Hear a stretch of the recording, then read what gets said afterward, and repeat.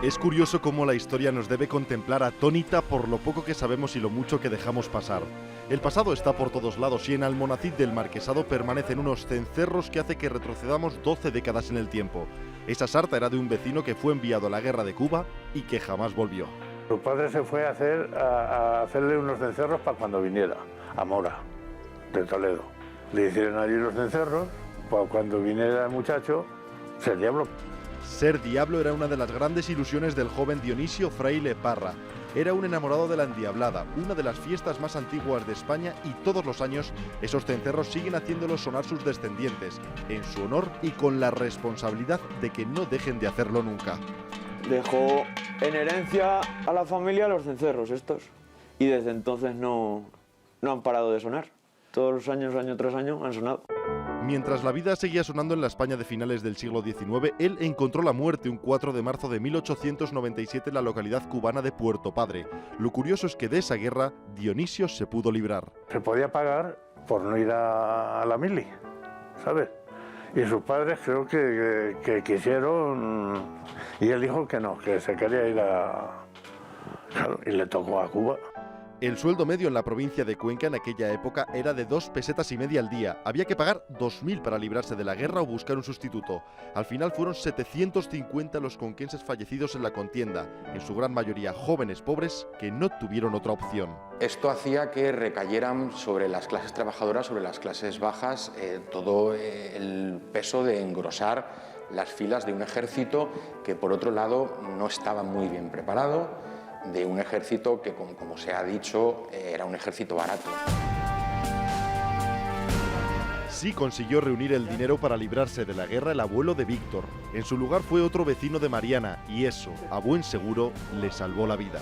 Pues porque había dinero y le pagaron el puesto al otro. Hombre, esos serían los padres, que eran de los pudientes del pueblo y tendrían ganados y harían dinero de eso.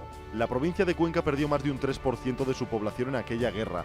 Por entonces, hacia 1895, las familias tenían pánico a que uno de sus chiquillos fuera enviado a aquel infierno de ultramar. Había una copla en la época muy popular que decía hijo sorteado, hijo muerto y no enterrado. Y es que los índices de mortalidad eran enormes. El coste de aquel conflicto fue inmenso y dejó un reguero de dolor en los conquenses de la época. Localidades como Campillo de Alto Buey o Minglanilla perdieron a 10 vecinos y Tarancón a 15. Pero no por ser una guerra los fallecidos en Cuba lo hicieron por una bomba o una bala. La principal causa de las muertes fue otra bien distinta. De estos 750 conquistos muertos, únicamente 33, en los 4 años que dura el conflicto, lo son por acción bélica. Más del 95% lo son por enfermedad. Y de ellos, la mayoría morían directamente por fiebre amarilla, por lo que en la época se conocía como el vómito negro. El tío de Santiago sí consiguió regresar al calor del hogar una vez acabada la guerra en 1898. Le encontraron a las afueras de Mota del Cuervo. Él no se atrevía a entrar al pueblo. Se metió ahí en la acequia del desagüe del pueblo y el primero que salió por la mañana, de madrugada, que iba a labrar con las mulas, salió a él y dijo: haz el favor de volver a mi casa y diles que estoy aquí, que me traigan ropa, porque es que conforme vengo no quiero pasar al pueblo. Sin embargo, Alejandro Castellano murió en esta localidad de la Mancha conquense a los pocos meses de volver, dando buena cuenta de lo que sufrió en Cuba. No vino bien, porque ya de todo lo mal que lo pasaban allí, pues murió joven también. Villar de Olaya tuvo la suerte de que sus 4 vecinos regresaran con vida de la contienda. Ignacio aún conserva una foto de su abuelo, que pudo volver y prefirió guardar en su cabeza todos los horrores de la guerra. Mi abuelo estuvo en Cuba y tantas cosas malas vio que no le quiso contar nada a la familia. Lo que no sabe es que su abuelo fue uno de los repatriados por una grave enfermedad. En los archivos militares de Madrid se guarda el documento que atestigua que llegó a Santander en julio de 1897.